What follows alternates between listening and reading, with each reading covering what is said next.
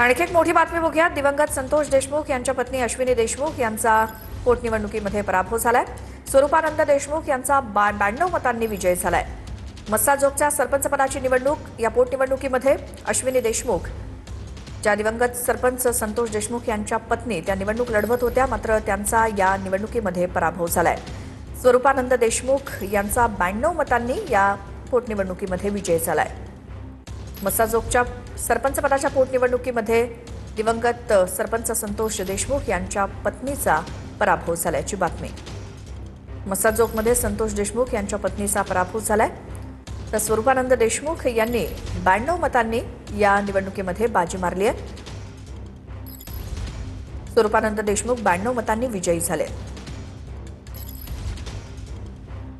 या संदर्भात माहिती आपण घेऊयात। आमचे प्रतिनिधी अशोक काळकुटे आपल्यासोबत आहेत। अशोक, या संपूर्ण निवडणुकीबद्दल काय माहिती? नक्कीच श्वेता, काल मतदान प्रक्रिया पार पडल्याच्या नंतर आज केजच्या तहसील कार्यालयामध्ये मतमोजणी पार पडली। एकूण 3 फेऱ्या होत्या आणि तिसऱ्या फेरीचा अंतिम निकाल जो आहे तो आता जाहीर झालेला आहे। 92 मताने स्वरूपानंद देशमुख यांचा विजय झाल्याच्या नंतर या ठिकाणी कार्यकर्त्यांकडून गुलाल जो आहे तो उधळण्यात आलेला आहे। मोठ्या प्रमाणात या ठिकाणी जल्लोष आणि आनंद साजरा केला जातोय। गुलालासोबतच या संपूर्ण परिसरामध्ये मोठ्या प्रमाणात कार्यकर्त्यांकडून फटाके फोडून या ठिकाणी आनंद आणि विजयाचा गुलाल देखील उधळला जात आहे। सध्या ही आपण दृश्य केज तहसील कार्यालयातून थेट पाहतोय। आतमध्ये स्वरूपानंद देशमुख हे गेलेले आहेत आणि आता त्यांना निवडणूक निर्णय अधिकाऱ्यांकडून प्रमाणपत्र देऊन या ठिकाणी घोषित केलं जाईल की ते विजयी आहेत। मात्र सध्या या ठिकाणी कार्यकर्त्यांकडून मोठा जल्लोष आणि आनंद साजरा केला जातोय।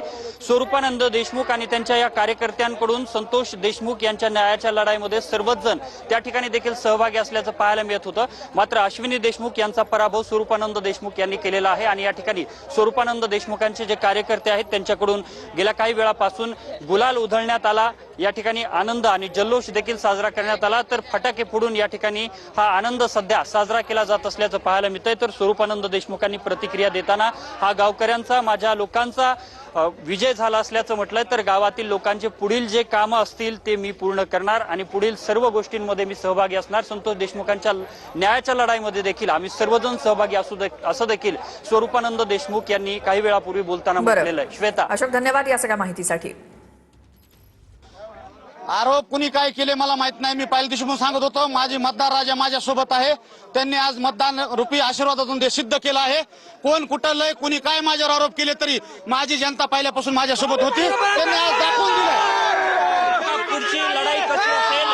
संतोष देशमुख यांच्यासाठी जे न्यायाच्या बाबतची ही लढाई आहे, मी पहिल्या बी सांगितलंय, मी अगोदर बी त्या लढाईमध्ये पुढे होतो आणि इथून पुढे बी सदैव मी संतोष देशमुखच्या न्यायाच्या लढाईमध्ये समोर असेल। विजय नेमका कोणाला आहे, कोणाला श्रेय द्याल? हा विजय ही माझी जनता आहे। माझे जे तरुण वर्ग आहेत ज्यांनी दिवसाचा रात्र केला त्या सगळ्या तरुण मित्राचा हा माझा विजय, माझ्या जनतेचा विजय, माझ्या गावातील स्वाभिमानी मतदारांचा विजय। हा काय नेमका विश्वास तुमच्यावरती मतदारांनी ठेवला? येणाऱ्या काळामध्ये फक्त गावातले आमचे काम कोण करू शकतो हे जनतेने ओळखून घेतलं आणि त्याच्यानुसार मला त्यांनी विजयी केलं।